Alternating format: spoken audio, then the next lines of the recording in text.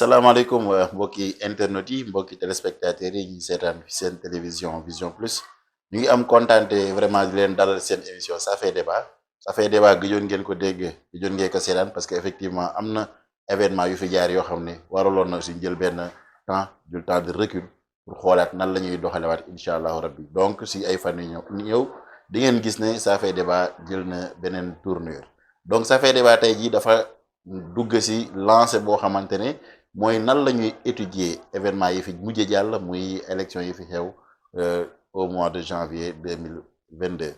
dañu am gan gu bëgg a ceeb ndax njéeneen la Alassane Diène li tax ñu am fierté de dajale ko tey jii mu nekk jeune boo xam ne bu engagé la mais aussi parcours am dafa am sens parce que mën nañu wax ne franco arabe Malick Sy la génne jóge foofu dem jànge Fadilou Mbacké dem université pour def droit loolu mu nekk parcours boo xamante ne d'habitude foofu nu ñu fay dem ñëpp ci école française yi la ñuy génne donc mu def ay études en droit nekk spécialiste études et pratiques du droit des relations extérieures internationales donc def mémoire am ci côté santé tey jii nga nekk aussi mën nañu wax agent au ministre de la santé et de l'action sociale ci présentation si bu gàtt boobu noonu lan nga ci dolli. Bon Alpha Diène laay wax Alpha Dione maa ngi lay nuyu vraiment merci beaucoup bon de façon très brève wax nga effectivement may kan donc di ci dolli rek quelques éléments.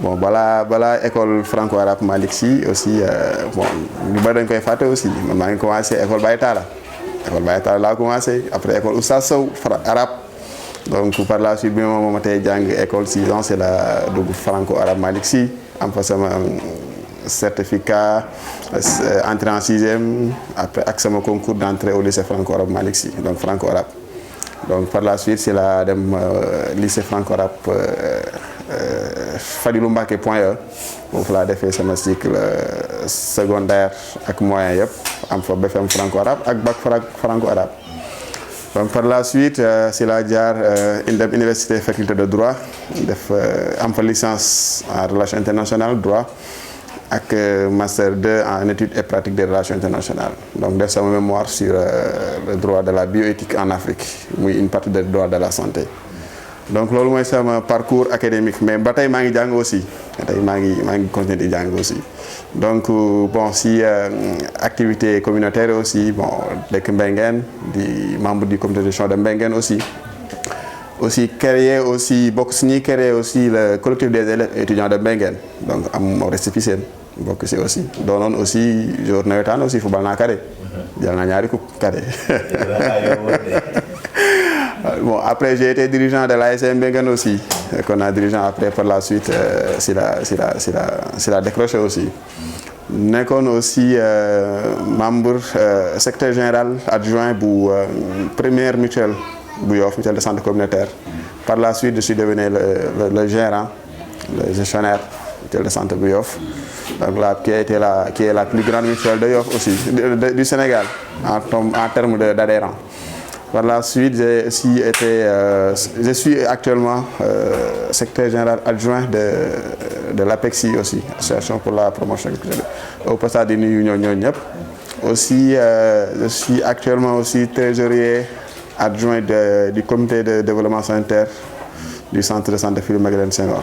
Donc loolu mooy présentation mais nag bu loolu lépp weesoo nag mënoon naa def ni sama sëriñ ba waxoon rek abdun zalilun faqirun xaashirun wajilun zu jasafun aliun waaw donc lii sama sëriñ ba waxoon rek jàmm bu tuuti laa bu wayadi bu bari bàkkaar donc yii dafa mënul ñàkk rek mais li ñu gënaloon rek mooy sax wax loolu noonu donc di jàmm bu ndaw di comme ni suñu sëriñ ba waxee. Alassane Diène nekk benn jeune ñu gisoon que mu nekk un jeune bu dynamique nekk juriste nekk dans la neutralité mënoon nañ ko wax noonu ñu jékki-jékki jamono gis nga engagé wu à côté de Abdoulaye Diouf Sarr est-ce que le juriste dafa engagé wu politiquement wala c'était un moment boo xam da nga ñëw pour soutenir quelqu'un ak seen connexion boobu nan la demee woon. waaw bon comme ni nga ko effectivement bon juriste bon yàlla def na ne effectivement juriste lañ parce que jàng nañ lu jëm si loolu donc effectivement comme ni nga ko waxee bon ñu su bari tamit ni nga koy wax comme benn posture de neutralité bu mu amoon effectivement amoon naa ko mais comme ni mu ko waxee woon si biir élection yi di waaj a ñëw yaakaar naa ne sama poste boobu ñëpp gisoon nañ ko aussi ne biñ doon que ne effectivement damay soutenir le candidat Abdoulaye Diouf Sarr et damay def pour lu ko fal donc effectivement loolu jamono moo ko laajoon effectivement ñu moo taxoon ñu def ñu jëloon engagement boobu quoi peut-être que nag engagement mën na évoluer comme mën na am yeneen kii mais bon c'est une décision bu ñu jëloon te vraiment aussi tamit ñu rëccuwuñu ko aussi parce que c'était un moment historique qu'il ne fallait pas rater donc on a assumé et def li ñu waroon def par rapport à cet engagement. donc yow da nga bokk si ñi nga xamante ne dañu gis ne y avait un candidat koo xamante ne avantage la wala intérêt yoon Yoff mooy woon mu nekk à Yoff et nekk à Dakar loolu rek moo la indi si moom wala dafa am fu ngeen gisante si ruq boo xamante ne yéen ñaar rek la woon mu am lu mu la propose am lu mu la promettre pour nga jàppale ko. non du woon loolu parce que c'était juste comme ni nga ko ñu ko waxee dama jàppoon ne te waxoon naa ko aussi dama koy baamuwaat rek comme ni ma ko waxee léegi que c'était un moment historique effectivement man sama ni may doxalee waxoon naa ko waa Yoff buy xëccoo dara lu dépassé Yoff ñi ma koy xëccool bu ñu ko dàqul ñaari yoon ñetti yoon man waa Yoff bi laay jàppale par principe la donc ku mu doonoon aussi si enjeu bi ma xam te man ma xamoon enjeu yi aussi ku mu doonoon ci Yoff ngay xëccoo ville de Dakar si jamono biñ toll nii man damay taxaw jàppale la donc loolu cela n'a rien à voir avec ay promesses yu ñu la def ak non ça n'a pas. ñu gis la nga engagé wu ak motivation laa ko bëgg a waxee au niveau du comité électoral bu Mbengeen mais avant engagement boobu di ñëw wala avant campagne yi di ñëw y a eu la confection des listes confection des listes boobu nga xamante ne moom lañ tëral yéen seen bos yéen waa Benno Bokk Yaakaar mu bëri coow trop mu bëri coow par rapport ak absence benn tranche d'âge bi bëri coow parce que présence benn tranche d'âge boo xam ne gis nañu dafa jëm a kaw ñoo xam ne peut-être ay années 96 sax ñu ngi woon si déjà si maire yi ñu gis leen si liste yooyu noonu yow liste yooyu la bëgg premier point bi liste yooyu est-ce que xalaat nga ne am na impact si lii tax Abdoulaye Diouf Sarr ñàkk maire yow. bon tout d'abord maa ngi ñi nga wax tranche d'âge bii nga wax noonu maa ngi leen di nuyu bu baax ñi si ñuy waajur parce que fii ñoom ñëpp suñuy kilifa lañ te dañu nekk dëkk boo xamante ne effectivement mag ñi am na cër bu ñu am man bokkuma si ñi nga xam ne dañuy wax di def affaire de conflit générationnel non man gëwuma loolu gëm naa nag jeune jël ay responsabilités mais pour man dañu war a dem une solidarité générationnelle mais pas conflit générationnel donc effectivement je pense que li nga wax ni constat bi nga wax man boo xoolee bindoon naa lu nu mel boo xoolee mois de juin xaw ma donc mois de juin bien avant bindoon naa que ne enjeu élection yi di ñëw ce n'est pas sur la personne mi jiite liste yi mais sur ceux qui vont composer les listes jàngat boobu defoon naa ko au mois de juin ku dugg sama page Facebook di nga gis lu mel noonu donc pour dire que ne effectivement élection yi ñii loon composer liste yi dañ ci amoon solo trop bon ce qui s'est passé ñu ñëpp gis nañ ko dund nañ ko effectivement bon ñu ngi catégoriser ñeneen ñi ne dañu seen liste dafa magee ñeneen ñu ngi leen catégoriser ne seen liste dafa xalewe mais tout compte fait c'est ku ne def nga say liste choix nag nit ku ne yaay assumer say choix donc ñii doon def confectionner liste peut-être ñoom ñoo xamoon lan moo taxoon ñu def choix yooyu noonu mais de part et d'autre les gens sont critiqués ku ne wax nañ sa xalaat aussi donc bon li si am solo mooy ku ne da nga defoon yaakaar ne di nga gagné donc ce qui s'est passé donc am na ñu gagné donc. mais en tant que collaborateur par exemple yow soo gisee par exemple ñuy confectionner liste yi parce que apparemment on a l'impression que yéen daal da ngeen ñëw rek ne Abdoulaye Diouf Sarr la ñuy jàppale wéeru bu ne fii la ngeen ne fii la bu ne fële la ngeen tourner alors que est-ce que yéen en tant que jeune amu leen woon votre mot à dire sur cette confection là ngeen xam ne au moins da ngeen teew d'autant plus que le premier adjoint junjëraa que ne moom joxe woon na le signal dès le départ que ne élection yi di ñëw dañ bëgg jeunes yi nekk ay représentants am ay représentativité si au niveau des conseillers donc lan moo tax bi absence boobu amee yéen sentiru ngeen naxarlu ko est-ce que c'est pas parce que ñaar ñi ko jotoon naxar dañ leen daaxoon. non Alpha xam nga adduna bi ni muy doxee actuellement nii yaa fa am benn franche boo nga xamante ne ku leen boolewul si li ngay doxal du mu ne doo réussir mais dina métti. muy la jeunesse. waaw c'est un combat moo xamante ne man depuis ku ma xam yaa xam nga ne toujours je défends la jeunesse. te loolu laa gëm. loolu laa gëm donc mënoo composer la majorité de la population ñuy def dara duñ la ci boole wala doo ci am représentativité donc loolu aussi mooy li ma wax sànq rek ku ne am nga say paramètres yooyu analyser mais li ma gëmoon te ma waxoon ko mais bi may bind loolu noonu je faisais allusion à cela. Je faisais allusion non seulement à cette catégorie de qui mais à certaines personnes à des personnes yoo xam ne dañu am yenn qualité yi. parce que aussi fii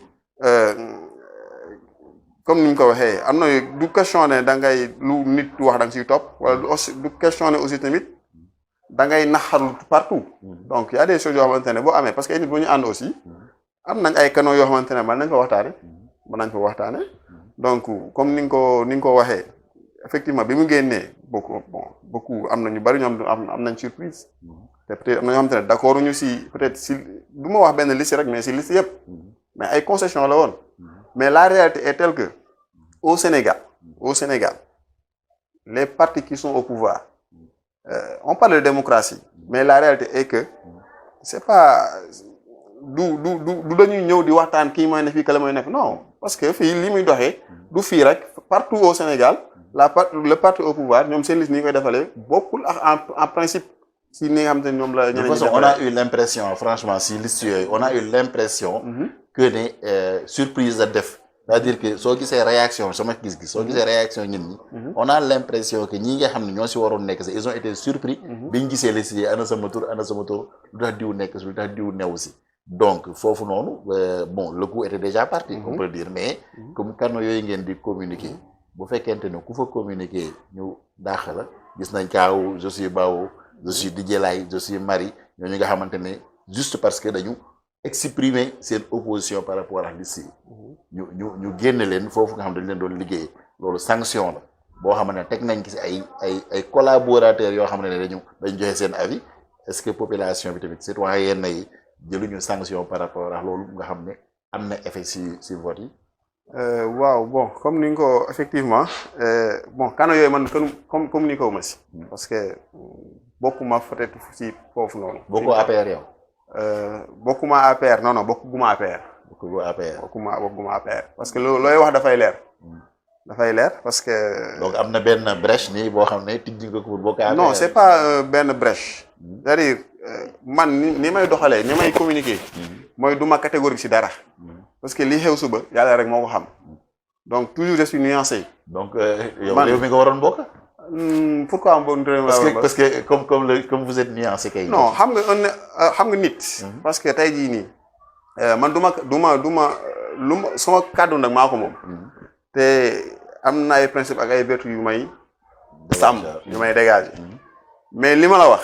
ak nu ma ko mën a waxee loolu laa gëm. lii xew suba nag yàlla moo xam. donc du ma fi parce que bëgguma ñu ku may vaar. donc je suis très nuancé. donc néew ma dinaa bokk néew ma du ma fi bokk xañ na ma bokk faneen. mais pour comme nag ma laaj ndax bokkoo fa man ne la bokkuguma fa. xëy na dinaa fi bokk yàlla moo xam. xëy na dinaa bokk feneen. xam nga loolu lu am suba dinañ ne lii la waxoon. mais su ma ñëwee du ma si bokk suba yàlla rek moo xam. parce que léegi yow la moo ne woon sa position par rapport ak licenciement yooyu noonu. sa position wala sa xalaat quoi. non sama xalaat xam nga loolu. débat bi mu jóg bon de passage maa ngi nuyu ñi nga xamante ne ñoom surtout suñu samay frères di leen nuyu bu baax parce que bi mu amee aussi loolu je pense que képp ku dëkkoon Yoff am na lu mu defoon si yow même pas ku dëkkoon Yoff ñëpp am na lu mu defoon si yow mais nag àdduna toujours bon am na loo xamante ne bi nga koy am na loo xamante ne bon day am si àdduna aussi day am si àdduna bon des fois ay réeroo dina am des fois lu ndaw am aussi mu am ay yeneen yu si greffé yoo xamante ne dafay yokk mbir mi yooyu mën na si am parce que tamit fii bon problème dina am ay nit waroon ko régler mais ñeneen dugg si tax na sax problème bi réglé wu problème bi je pense que c'était cas boobu am na si parce que bon très rapidement avec la magie des clics du clic donc des réseaux sociaux ça a joué aussi joué na si parce que aussi très rapidement mu ngi tout dafa wër àdduna bi donc bon loolu aussi dafay am influence ci affaire bi aussi yooyu joué na si mais quoi qu'il en soit loolu man de li ma gënaloon yàlla xam na ko mooy du am parce que wax lu mën a am aussi ñoom ñoo àndoon te ñu seexoon lu bari aussi mais nag ñun fii dañu bari dañu yàlla daf ñu nattoo problème bu amee kon que ñu xool na lay solution di amee mais au contraire certains en profitent même pour envenimer la situation et c'est dommage quoi Alassane Diène la ñuy dalal moom mu ngi bokkoon comité électoral bu Mbengeen defe ngeen am wala victoire ngeen am Mbengeen bon man de li ma jàpp te li ma gëm ko mooy amee ngeen ñun ngay am nañ ci victoire loolu laa gëm te loolu laa gis loolu laa yaakaar ku may indil argument contraire ak kii contraire maanaam ku may man li ma gëm. il va falloir ñu xoolaat li parce que waa Mbengeen première partie benn bi école fii la ñuy voté école 2 am na partie bu voté école Tafsir Ndiaga foofu yow dañ leen fa gañe. non xam nga waa Mbengeen ñu ngi voté Yoff gépp Mbengeen ñu voté Yoff gépp am na waa Mbengeen bu voté fële nu mu tuddati école bi na Corona. Coroña. am na yoo xam ne ñu fa voté. waa Mbengeen ñu ngi voté si commune bi yëpp. man mii wax ni voté ma si yooyu si yi nga wax yooyu yëpp. mais lii constat. lii leer mooy la majorité des Mbengeen waa vote à l'école 5. école Elimane Thiaw. loolu mooy li leer. majorité foofu ñoo fa gagné. donc même bu dul loolu sax parce que aussi on était sur le terrain quand même. Mbengeen gi ñu doon wax avant peut-être ak Mbengeen gi bokkul. parce que Mbengeen beaucoup de choses à évoluer. parce que Mbengeen dafa am spécificité boo xamante ne on avait le candidat Mame Ousmane Samb. Mame Ousmane Samb xam nañ ne waa Mbengeen.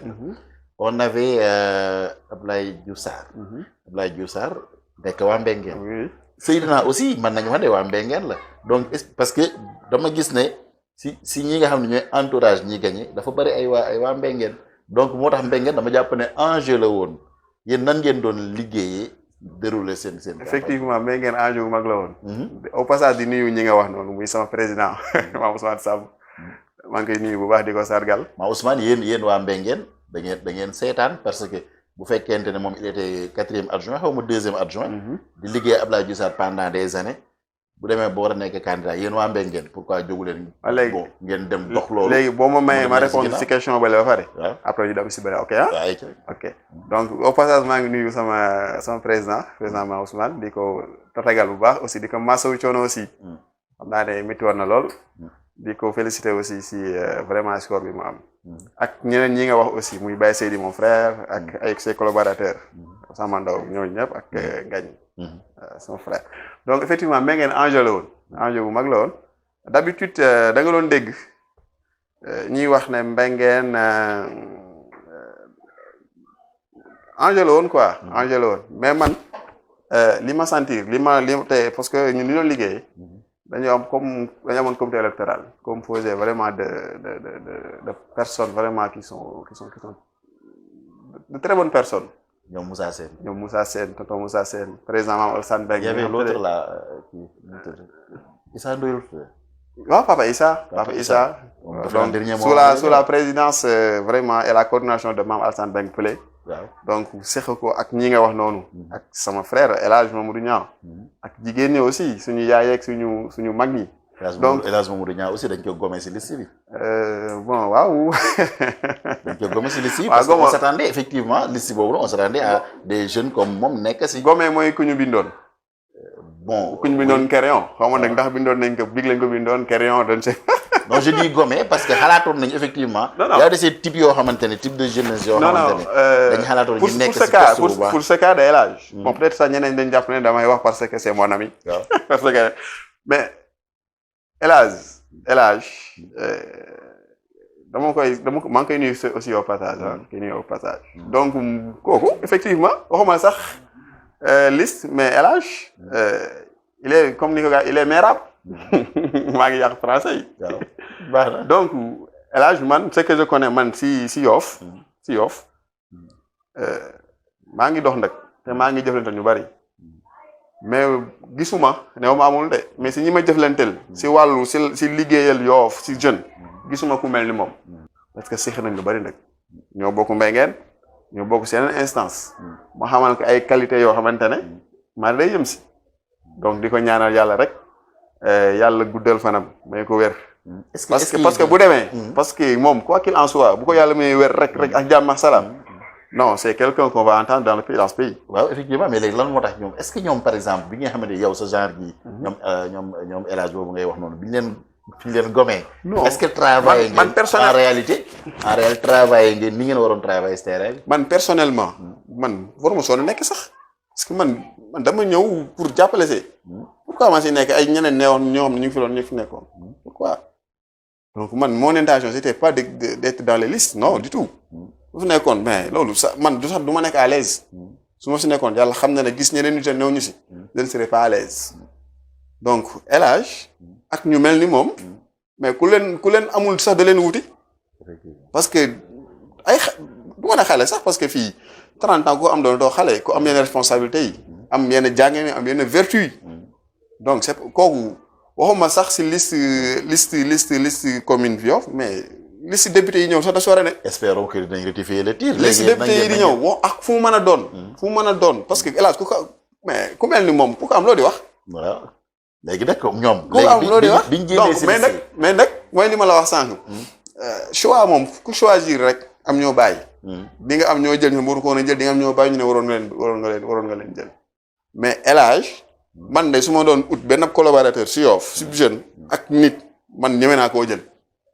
te xam ne bu dee am njàng am na ko bu dee xam-xam am na ko bu dee vertu ak ay principe am na ko te ci liggéey gaw gisuma ko ci man donc pour toutes ces raisons ak yeneen yu ma bëggul wax yu ma mënul wax aussi waxuma comme ni ma ko waxee waxuma ay pour ay élection locale kii nii mais ku ko am doo wax dara. léegi nag seen absence liste yi est-ce que amul impact si ni ngeen doon liggéey si terrain non absence liste yi effectivement am na impact.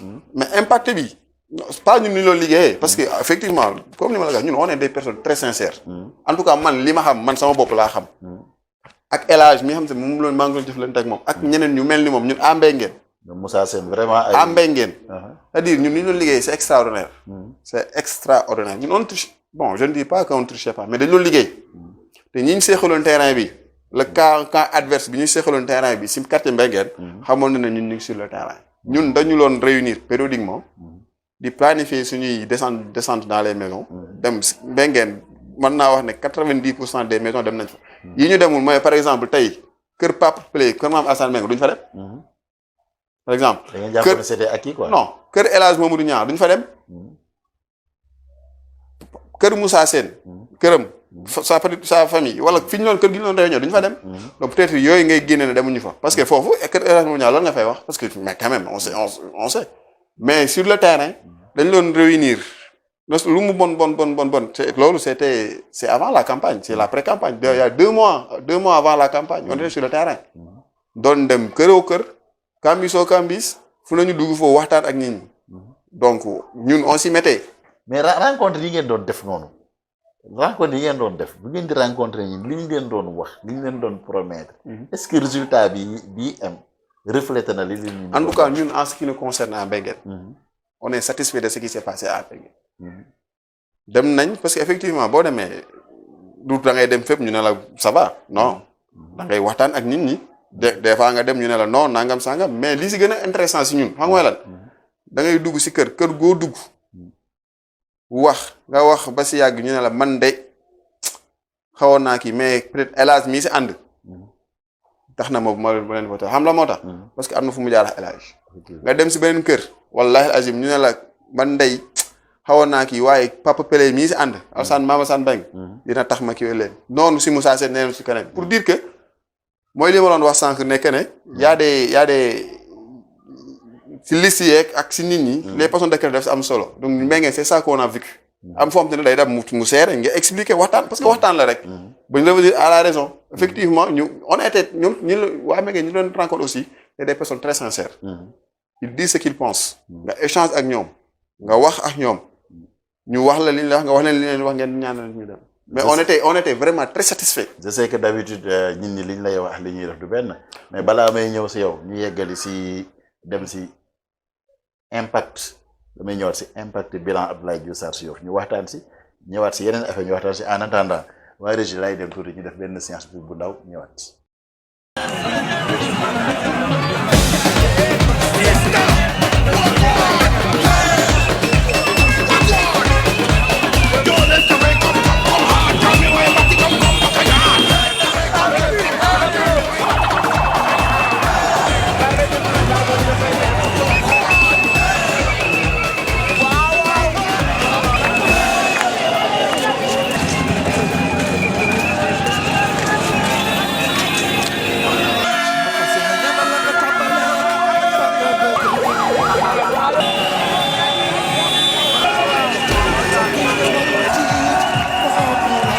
Merci beaucoup bu ñu remercier régie bi ba pare yéen a ngi seen émission ça fait débat ni ma leen ko waxee woon sànq ça fait débat nekk si programme def analyse élection yi nga xam ne moo fi jaar tey ñu dalal un jeune engagé vraiment à côté de Abdoulaye Diouf Sarr Alassane Diène gis nañ ne effectivement yéen ni nga ko waxee comité électoral Mbengeen am na nu ngeen doxale seen campagne ngeen jiital proximité yi par rapport ak écho yi nga doon am yeneen comité électoral yi au niveau de Yoff est-ce que gisoon nga ne ñeneen ñi noonu lañ doon liggéeyee di surtout que dañ leen doon gis tout le temps si mbumbaay bi xumbaay bi. En tout cas bon je ne suis pas là pour juger les autres comités. Parce que loolu su ma ko defee sax damay def loo xamante ne parce que c'est une même équipe. léegi kon waxal globalement si Abdoulaye Diouf Sarr en tant que maire sortant. ni mu campagne au niveau de Yoff. Il a été très absent à mon avis. waaw bon am na ñu koy reprocher am na ñuy wax loolu. am na ñuy wax loolu effectivement am na ñuy wax loolu. te aussi bon effectivement comme ni ñu ko xamee ñu ñëpp il était candidat sur fii ak fële. xëy na peut-être ni mu waroon na présent à Yoff présent woo ko te mënu ko woon aussi. mais peut-être mënoon na am nu mu fi mënoon na comme ni mu demee nii mënoon na demee neneen daal mënoon na gën a présent aussi mais pas comme ni mu ko daan defee parce que mënul woon ne parce que dafa waroon dem feneen aussi mais aussi waroon comme ni ñu koy ñu bari ñu ngi koy reproché te à un moment donné aussi les gens parce que ñun expérience bi ñu si am mais des fois nga dem fenn ñu wax la mais tu sens que ne ñii kilifa gi lañ bëgg a gis te yooyu aussi am na certaines personnes yoo xamante ne effectivement mon intime conviction mooy bu ñu ko gisoon moom ñoom même bu dee dañu nekkoon si beneen côté bi dinañ war changer de côté. dinañ wax li leen naqari après ñëwaat il y a eu benn communication au niveau du avant élection yi ñëw. Abdoulaye Diouf Sarr nee na terrain aéroport yi Ngor moomu ko Yoff moomu ko. Wakaam moomu ko Yoff yëpp mere ko. est-ce que moom waroon nañ xam ne bon même bu dul moom ñi nga xam ne yéen ñi nga xam ne yéen nekk autour du conseil ngeen xam ne kii waaye Yoff moom la ñu bëgg a waxtaanal mu ñëw toog waxtaan ak ñoom au lieu de oote si résidence Mame Diarra pour benn séance d'explication. waaw bon man je parle des campagnes je parle des campagnes parce que loolu. non je veux dire que loolu noonu am na impact si campagne yi. waaw si am na si kenn mënu ko nier. parce non que non c'est clair parce que boo xoolee même de l'autre côté argument yi lañ doon proposer lañ doon campagne mais ce qui est sûr et ce qui est certain mooy moom bu gënoon présent tout ici à Yoff doon na jouer ci électorat wu Yoff ça c'est sûr c'est sûr parce que loolu mooy ni ma la ko waxee rek parce que nit ñi aussi fii quoi qu'on puisse dire contre ñu kenn quoi peut-être des fois ñu am lu ñu la jàppal ñu wax la ko bu ñu la ko waxee giif na te bon te on s'arrange ba wax la ko si wax boo xamante ne du la frustré wala du kii mais wax la rek waaw donc loolu aussi loolu effectivement am na ñu koy wax jàngat la aussi mais nag bon ay nit la fi bàyyiwoon te nit ñi fi bàyyiwoon aussi tamit bon li ma gëm mooy il pouvait faire le travail moo nañ def le travail parce que comme ni ma la ko waxee sànq maintenant El Hadj Mamadou Niang man naa def le travail boobu man na ko il a toutes les capacités pour le faire. Peut-être aussi qu'il faisait beaucoup plus wala il faisait confiance à son bilan bi nga xam def na kay Yoff bilan boo xamante ne Yoff waay yu bëri. pour bañ a wax opposition bi dañu jàpp ne daf fi dara yow comme yaa ngi woon collaborateur am lan nga jàpp ne mooy bilan bi nga xamante ne teg na ko waraloon tax waaye Yoff. non xam nga mooy li may wax toujours mooy nuance yu ma doon wax sànq. man du ma catégorique trop si dara. voilà du mën a def fi dara wala def na lépp lu baax. mu ko wax li mu def yëpp baax na wala def fi dara je ne dis pas. Mais d'abord il faut pour ñuy wax ci waxu bilan il faut que ñu xam les compétences des collectivités territoriales d'abord. C'est très important. Et loolu je pense que war nañ ci débattre aussi. dafa war a nekk sax ay séances d'explication. ñu xam parce que. lan la maire bi man lan la maire bi mënul. yow sax defe naa ci côté boobu comme def juriste nga sax. laa ko mën a waxee dafa am compétence yoo xamante ne moom lañ ko transféré ci compétence yi nga transféré lan la ci réalisé. xam nga non seulement boo xoolee sur les compétences transférées toutes les compétences transférées am na ministère de tutelle am na ministère boo xamante ne loolu mooy rôle am donc les gens doivent se poser la question mais comment se fait-il que moo am par exemple un ministère wax ne dafay wax environnement ministère de l'environnement ba pare ñu ne compétences transférées environnement à la mairie. Comment se fait-il que mu am un ministère de l'éducation ñu ne la compétence transférée éducation dégg nit ñi dañuy wax lu bari. te du ma ne xamuñu xam nañ mais am ñoo xamante ne ñu bari dañuy wax ci Zimballo bi mais xamuñu en réalité qu'est-ce qui se passe. parce que maire yi ku ko yaakaar seen nay mais parce que tu ne sais pas. tu ne sais pas maire yi ku ko yaakaar ci yenn yi c'est parce que tu ne sais pas. donc on dit compétence transférée éducation mais éducation wala par exemple santé. mais ça ne veut pas dire que ne maire mën na ñëw xëy tabax hôpital wala mën na ñëw xëy mu neex ka rek tabax ab centre de santé wala mu xëy mu yeewu suba nii rek ne day tabax ab poste de santé non. En réalité on a l'impression que nekkuñu sax ci décentralisation. non on y est pourtant on y est mais xam nga loo gis malheureusement tout le Sénégal tout le monde est spécialiste sur tout. yow yaa publié woon que ne la mairie n'est pas que des compétences transférées, c'est-à-dire qu'en dehors des compétences transférées, am na yeneen compétences. C'était un débat que je voulais susciter. Parce que tey bu ñuy wax compétence mairie on parle les 9 compétences mais doo su dee gis fenn fu ñu bind état civil. mais ñi xam nañ ne mairie li muy liggéey lu bari c'est l'état civil. foofu moom réussir ngeen fa moom état civil moom. non xaaral ma rek wax état civil moom. réussir ngeen.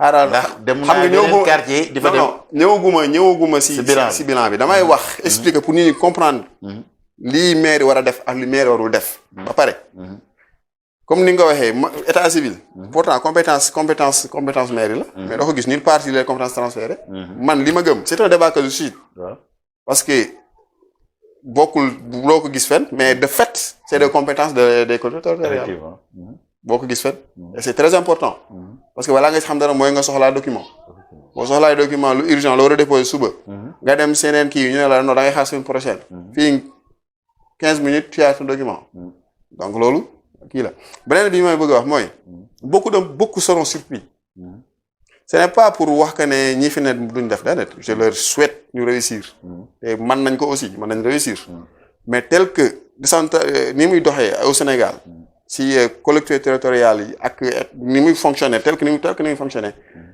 bu changé wul wala bu si yàlla jàppul bu baax certaines réalisations wala certains projets yi gars yi yaakaar mënul ne on ne peut pas le faire donc am na lu mën a def effectivement tey école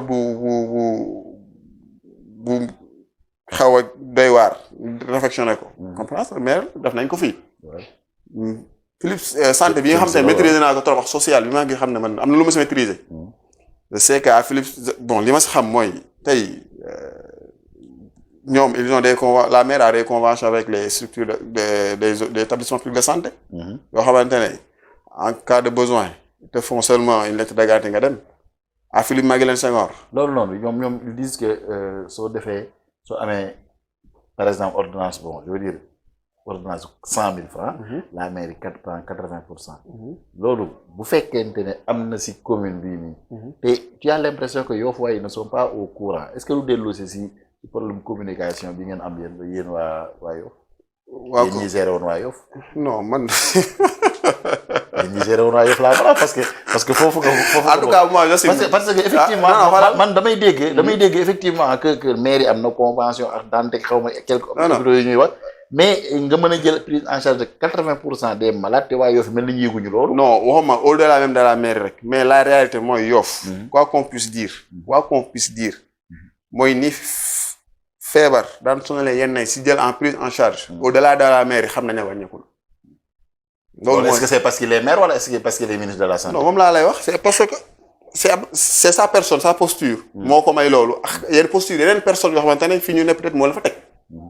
parce que tey ñu bari ñoo xamante ne seen ay problème ñu ngi koy régler yoo xamante ne moom du ko yëg.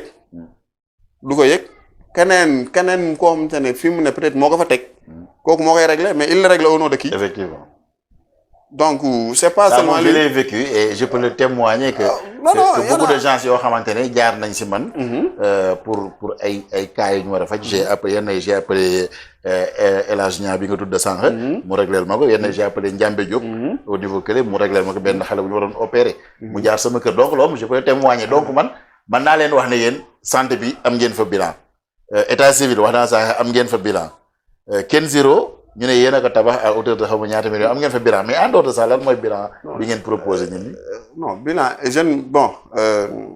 comme ni nga ko waxee comme am na yeneen domaine par exemple tey au Sénégal par exemple bu Assane kii tuyaux yi toj yi ñuy wax ñuy toj mais loolu les gens pensent que c'est la mairie qui doit faire beaucoup certains pensent du ma ne les gens mais certains pensent que c'est la mairie mais c'est pas la mairie. mais loolu nag moo andi. xam nga loolu moo nekk seen problème principal. moom laa lay wax les gens certains n'ont pas compris. c'est-à-dire xam nga ñoom ñu bari.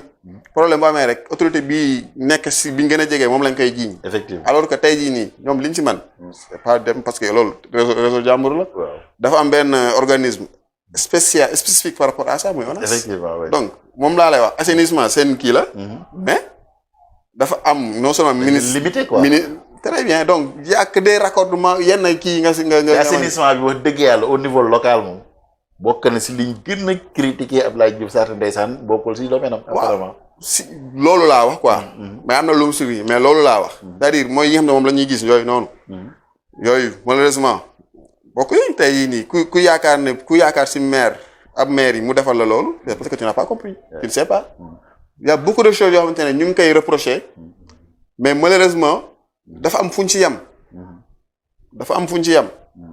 donc tey par exemple la mairie de Yoff c'est lycée bu Yoff peut-être xam je ne sais pas dégg naa intervenir mais tey bu problème bu fa amee sax ñi ñu njëkk a wax mooy la mairie de Yoff alors qu'en réalité ça dépasse leur compétence de la compétence de la mairie de la ville de Dakar yeneen donc ma ñëwaat si collectivité locale ni ñu seen nomenclature ni mu composé woon nii peut-être xanaa mu changé wala ñuy changé ko mais les 3/4 du budget c'est le fonctionnement donc tey jii nii budget boo xamante ne par exemple c'est 2 milliards ñu ne la les 3/4 c'est le fonctionnement par exemple 1 milliard et quelque bon damay jël exemple nii rek quoi mais déjà bu ñu ne la moitié même c'est pour le fonctionnement mais avec 1 milliard xajul si mbéy bu ñu joxoon 1 milliard ñun ñu defal ci projet yoo xamante ne dañuy laajaat leneen tu vois donc il y a certaines choses yoo xamante ne tu ne peux pas le faire donc mooy li may wax rek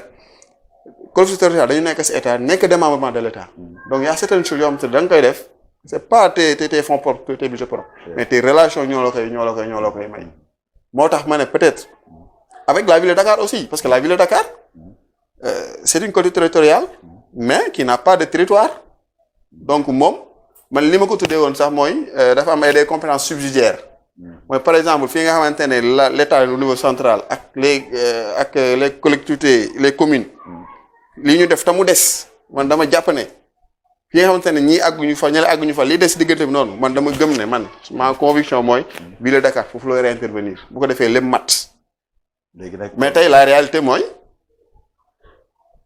ce qui s'est passé il faut que ñoom mu am une collaboration entre et puis ñu dépasser esprit de partisan parce que on a eu l'impression que parce que Khalifa Sall est contre le pouvoir Abdoulaye Diouf Sarr est dans le pouvoir léegi ville de Dakar deful pratiquement lu bëri au niveau de Yoff donc dafa mel ni daal ki nekk ville de Dakar ñi muy gën a jàppale mooy maire yi nga xam ne moom la ñoom la àndal malheureusement c'est ça la réalité bon en tout cas c'est ça qu'on constate li ñuy constater lu su bari loolu la mooy effectivement bon dama koy wax sax sama gars yi ci campagne mooy si élection yi si même je pense que si campagne la xaw ma quelques jours avant les campagnes mais la ville de Dakar dafa def un projet de 2 milliards et quelques à Mermoz Sacré-Cœur pourquoi mu def ko pourquoi pas Yoff pourquoi pas Ngor pourquoi pas Ouakam pourquoi ñu def ko foofu C'est ça la réalité. Donc est-ce que tu penses en quelque sorte que le choix de Yoff n'a pas été intelligent de le fait que ñu jëlee fi Abdoulaye Diouf Sarr teg fi keneen. Je ne dirais pas que c'est pas intelligent parce que je respecte le choix des autres. Mais man li ma gëmoon te li ma doon dox pour liggéey ko mooy mu nekkaat fi parce que man loolu laa gëm loolu laa jàpp que ne mooy woon loolu laa gëm mooy ne woon intérêt Yoff te loolu laa gëm ba tey mais nag le choix des autres je respecte ça du ma ne n'était pas intelligent c'est pas un choix intelligent je ne dirais pas ça mais li ma gëm te mu taxoon ma nekkoon sur le terrain mooy que ne Abdoulaye Diouf Sarr nekkoon fi gagné ville de Dakar moom laa gëmoon ne mooy intérêt Yoff. Par contre aussi si communication boobu noonu xaw na indi jafe-jafe parce que dafa mel dañu gëmloo ñit ñi dañu doon gëmloo ñit ñi que ne intérêt Yoff mooy Abdoulaye Diouf Sarr nekk maire Dakar nekk maire Yoff léegi nag day dem comme si rek daal day dem tibb xaalisu Dakar rek ñëw indi versé ko à Yoff. non du indi du xaalis bi sax y a d'autres am na yeneen parce que noonu lañ ko doon waxee am na yeneen ay DG non pas ay DG sax am na yeneen ay poste man je parle de communication bi nga xamante ne yi ñenn na si yéen loolu lañ doon tenir xam naa ne loolu dégg nga ko aussi waaw dégg naa loolu mais exemple bi ma la jox sànq nee la à quelques jours des élections ñu am maire de Dakar actuel def un projet de kii si tali de 2 milliards à même Sacré-Cœur mais li nga wax noonu tontu na ko c'est ça la réalité loolu mooy li fi am ba muy changé mais loolu moo fi am. léegi yow si sa jàngat lan la waa Yoff reproché Abdoulaye Diouf Sarr. li waa Yoff reproché Abdoulaye Diouf Sarr bon. en dehors de yi ngay dégg am na yoo xamante ne si terrain wax nañ leen ko ngeen dégg ko. waaw bon tey des fois par exemple lors des si bi ñu doon dem si proximité da ngay dem ñu ne non Abdoulaye Diouf Sarr Yoff taxu kaa jóg Dakar moo ko tax a jóg mais tu les expliques que ne effectivement mais kan moo leen wax exactement que ne il va gagner Dakar il va gagner Yoff la preuve am ñu ngi nii gagné aussi benn donc les Yoffa ñenn ñi dañ voté ñu kon pour contre lui de mais dañ ko voté parce que dañ ko yéene woon Dakar yaakaaroon day gagné Dakar donc pour yooyu noonu ñoom ñu jàpp ne day gagné Yoff day gagné Dakar donc Dakar bon Yoff nag léegi ñoom ñu xool parce que les gens certains de l'opposition effectivement ñenn ñi dañu waxoon ne bu fi jógee diw la fi bàyyi. Abdou Nar Mbengue quoi. Bon, je ne cite pas de nom. Moi, je cite Abdou Nar. D'accord. Parce que lui-même, il avait dit que damay dem conquérir Dakar, Yoff ma dénk Abdou Nar. D'accord, c'est la comme il l'avait dit. C'est la tanga. Même li ma xam mooy. Tey jii même bu ñu ko faloon. Bu démissionner, c'est les conseils municipaux qui vont élire leur maire.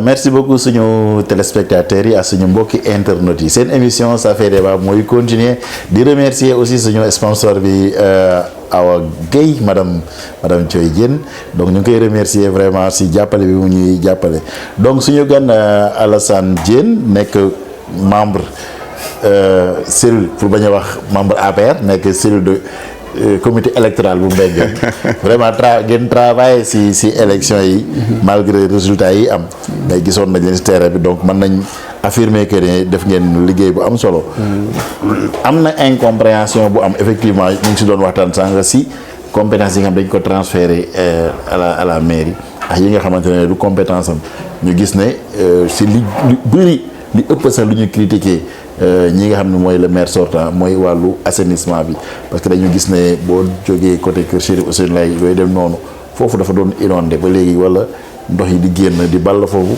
te citoyen bi ki mu mën a joxoñ rek mooy ki nga xam ne moo ko gën a jege. ñu ne le maire loolu moom luñ ko critiqué lu bëri la. donc ñii nga xamante ne ñooy ñëw ñi nga xam ne mooy ñëw muy Seydina Issa Laye Samb ñu di ko féliciter si victoire bi mu am. ban conseil par exemple nga ko doon lancer si côté boobu doon.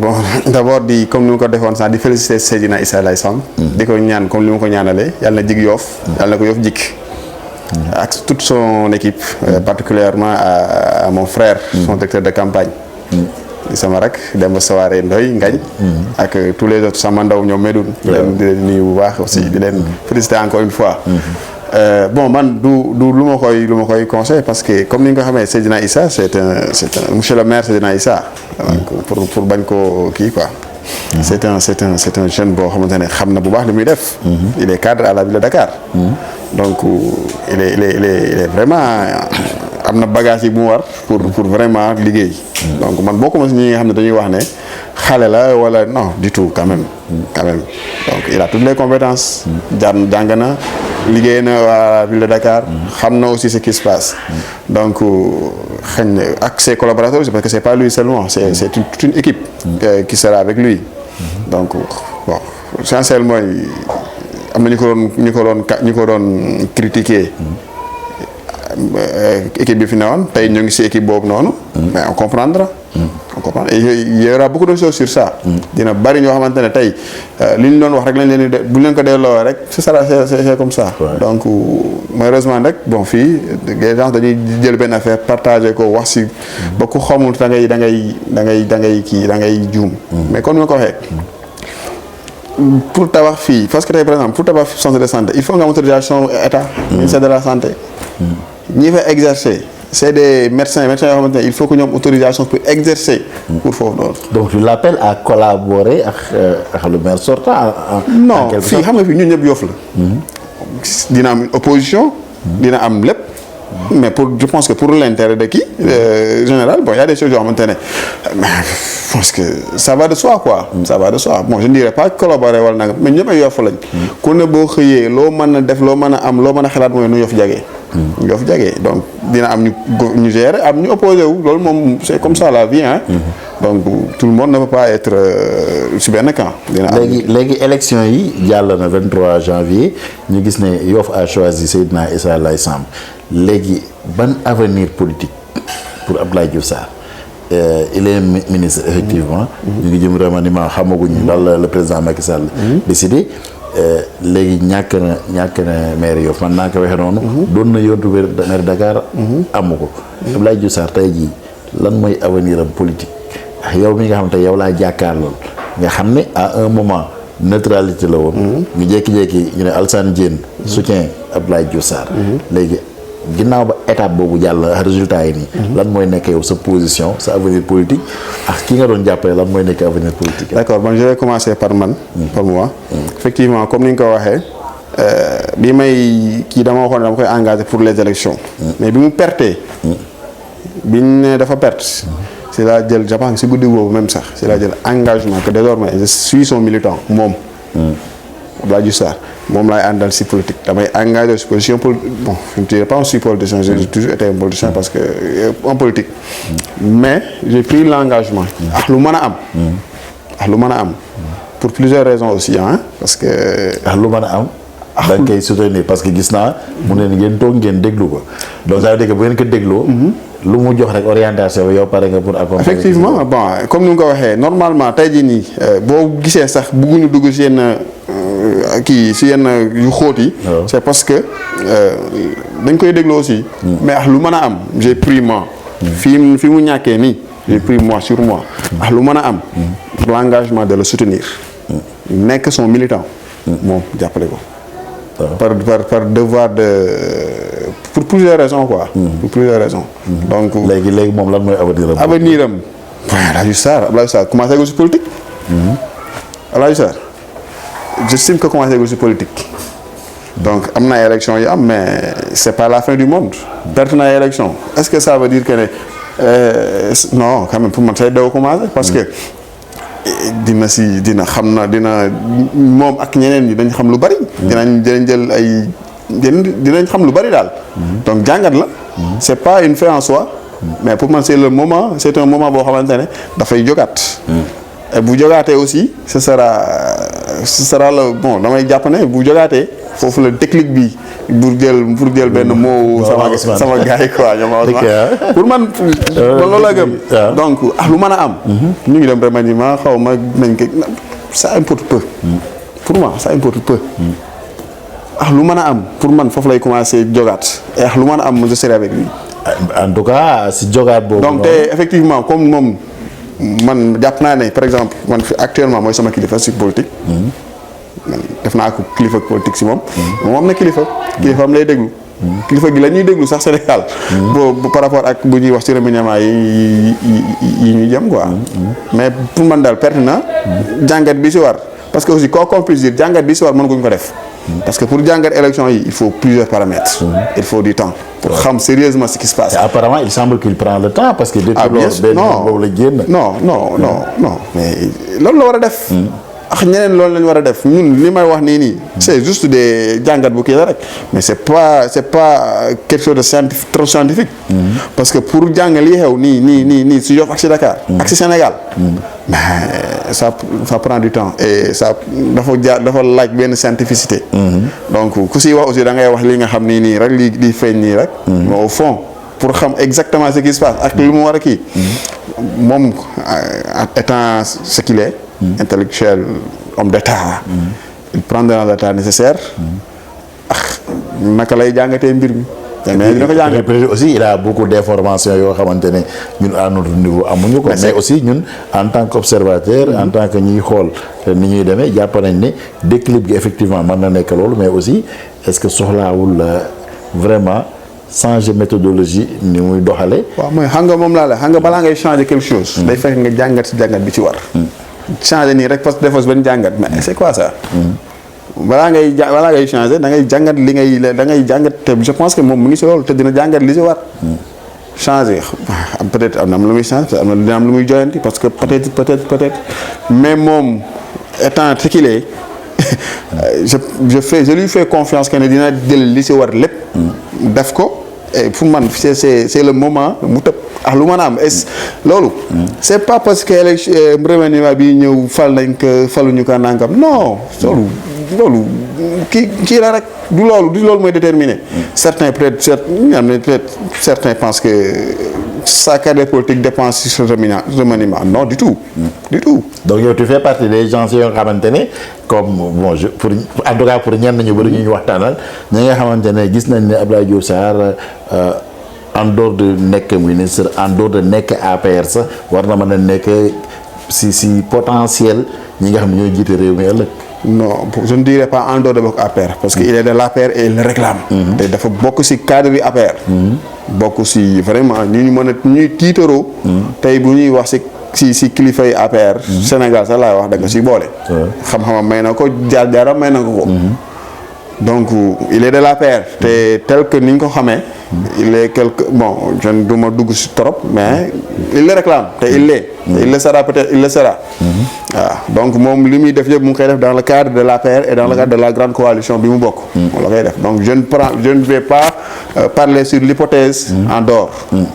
Alassane Diène nekk suñu gan nekk membre maa ngi koy fàttali depuis sànq comité électoral bu Mbengeen mais tamit ñu xam ne engagement politique am wax na ko léegi derrière Abdoulaye Diouf Sarr loolu noonu lu mu officialisé la mais quand même gisoon nañ ne yaa ngi woon ci biir campagne bi mais ci biir campagne bi tamit résultat yi dafa am lu mu wane mooy Abdoulaye Diouf Sarr dafa perdre ce qu'on a appelé les cités nouvelles ñun ñu doon tudd les cités nouvelles parce que Yoff traditionnel la woon. mu màgg tuuti ñu tudd leen cité nouvelle bu Ouest Foire Nord Foire Terme Nord Diamalaye ñu gis ne dans la majeure partie foofu yëpp da ngeen ñàkk foofu noonu yow ban analyse nga def ci défaite bi côté boobu. bon analyse bi mooy li ma wax xam pour def ay analyse yu xóot yi ak kii il faut plusieurs éléments. te dëgg yàlla awma élément yooyu. ce qui est clair mooy gagné foofu perte nañ foofu. peut-être bu ñu gënee gëstu ci mbir mi peut-être dinañ xam lan moo tax mu perte foofu. mais pour le moment parce que fi mu ni ma maîtriser biir Yoff. c'était Yoff traditionnel dëgg yàlla maîtriser bu ko def ci nouvelle donc xaw ma qu'est-ce qui s'est passé là-bas exactement. donc merci beaucoup Alassane Diène ci pertinence question yi bëggoon naa nga lancer un message nga xam ne Abdoulaye Diouf Sarr tey yaa ngi toog ak moom dem na élection ñàkk ban message nga koy jox moom. non Abdoulaye Diouf Sarr su ma koy lancé message du fii laa koy lancé message aussi. man nga ko amoo conseil boo ko mën a jox. non boo xam sama ne partagé à waa xam nga sama kilifa man. samay wéyjur. wala samay nijaay wala samay kii. du si télé. wala si Facebook wala si WhatsApp. laa leen di lancer message. léegi kon ban message ngay lancer les militants yi nga xamante ne ñoo àndoon ak moom ñàkkandoo ak moom. non ñun actuellement moom li mu ñu wax. mooy nañ ko déglu. dañ koy déglu li ma leen di lancer mooy ñu déglu ko. comme dafa ñu déglu ko. dañ ko déglu. donc en principe lii ma def sax waru ma ko def. mais je l'ai fait parce que je me suis dit du ma dugg si yenn yi. mais moo tax ma wax que de façon aérienne comme ça nii. de toute façon jar na leeral que on a choisi ensemble ba ñu dugg si yenn détails yi parce que effectivement comme que njiit gi da ne woon déglu leen ma ñetti yoon. donc ngeen toog di ko déglu suñu ñëwee aussi mën nañ bañ a dugg si yenn yoo xamante ne nii maanaam wax loo xamante sax na moom waxagu si. parce que discipline de parti bi sax loolu la laaj mooy. même si même si je ne suis pas. tu es officiellement militant de Abdoulaye Diouf Sarr léegi. d'accord officiellement Abdoulaye Diouf Sarr militant donc si ñi mun a déglu leen si nga bokk donc vraiment amoon kontaan bu rëy recevoir la tey est-ce que mën nga mu wax lan mooy sa kàddu gu mujj. waaw sama kàddu gu mujj mooy d'abord en tout cas di remercier bu baax waa Yoff waa Mbengeen particulièrement et surtout le comité électoral de Mbengeen muy mag ñi muy ñi ma fi lim sànq ak suñu jigéen ñi. ñoom Adja ngay ba ndaw ndooy ñoom Adja Atou. ñoom ñëpp ñu ngi leen di remercier di leen gërëm bu baax. parce que dañu doon liggéey tirché wuñu. on travaillait. dañu doon liggéey bu baax doon jël seen alal tamit di si def. donc doon liggéey bu baax donc nekk suñu quartier parce que c'était des élections locales. donc il faut am un contact. avec les populations. donc ñun duñu woon gis sax si biti quoi. ñun ñu ngi woon sur le terrain resté dans notre coin di wax ak waa Mbengeen. di remercier aussi waa Mbengeen bu baax. xam que ne aussi nii la woon bon dañ doon ut. comme en tant que sportif. soo ngay wut da ngay def tous les moyens pour gagner. mais buñ la gagner ngay am humilité grandeur xam dañ la gagner. mais ça c'est pas quelque chose boo xamante ne daf la war a miti wala non pas miti mais da nga ko war a teg fenn fi non la vie c'est comme ça. lii moo gën. lii nii moo gën parce que ñu amoon victoire mu demee neneen mais xëy na duñ ko tal. ginnaaw ba ñu ngi toog ba di ko tal c'est parce que lii moo gën donc encore une fois di wax waa Mbengeen di leen baalu ak aussi. di leen baalu ak waa Mbengeen gi yëpp waa Yoff gi yëpp parce que peut-être du ñàkkul. si nit ñi ñëwee seen i kër ñenn ñi te bañ leen tàggu. peut-être am na lu ñu fa te si suñuy kàddu yi ñu doon wax. ñàkkul am na ay rëcc. donc si campagne aussi bon y avait doon na am ay wax entre ñu farfale aussi mais juste c'était juste pour dans le cadre de bien faire xam na campagne loolu aussi. donc ñun lu ñuy wax dañ koy wax toujours pas pour blesser. waxuñu aussi pour gaañ kenn wala pour kii kenn dañuy wax toujours ñu ngi def le maximum. pour li ñuy wax mu doon ay wax yu tegginu parce que dañ dëkk suñuy kilifa. te am na xamee ñu ko di inviter aussi la jeunesse sur ça. ils sont responsables. mais ñu gën a wane seen responsabilité. donc ñëpp mënuñu ànd ñii dañuy far fii ñii far fële. mais terewul. kii bu waxee lii ka lay wax la nañ am des débats scientifiques contradictoires et non pas yenn détails parce que si campagne aussi il y a quoi qu'on puisse dire même si la campagne de façon générale a été vraiment très très bien mais nag des fois am na ay dérapages si par rapport ak si yenn wax si nit ñi parce que man bëgguma kuy wax si nit surtout lu ñaaw su ma mënul wax si nit lu baax du ma si wax moom si lu baax yooyu tamit ñu ngi invité parce que aussi jeex na comme ni nga ko gars yi waxoon élection yi jeex na mais mbokk gi ak dëkk bi ñoo fi des invité loolu sama mbokk yéene si bu baax encore di leen jéggalu bu baax a baax di renouveler aussi sama engagement auprès de monsieur Abdoulaye Diouf Sarr bu baax a baax di ko ñaanal yàlla di ñaanal ñëpp jàmm aussi mbokk yi ni ma leen koy waxoon seen émission la woon ça fait débat ñu amoon kontaan vraiment dalal Alassane Diène di ko remercier di ko féliciter si pertinence réponse yi donc di ko ñaanal aussi engagement bi mu jël ni yàlla jàppale ko si mu yóbbu ko si kanam donc incha allah si ay fan yu néew ak beneen invité jërë ngeen jëf.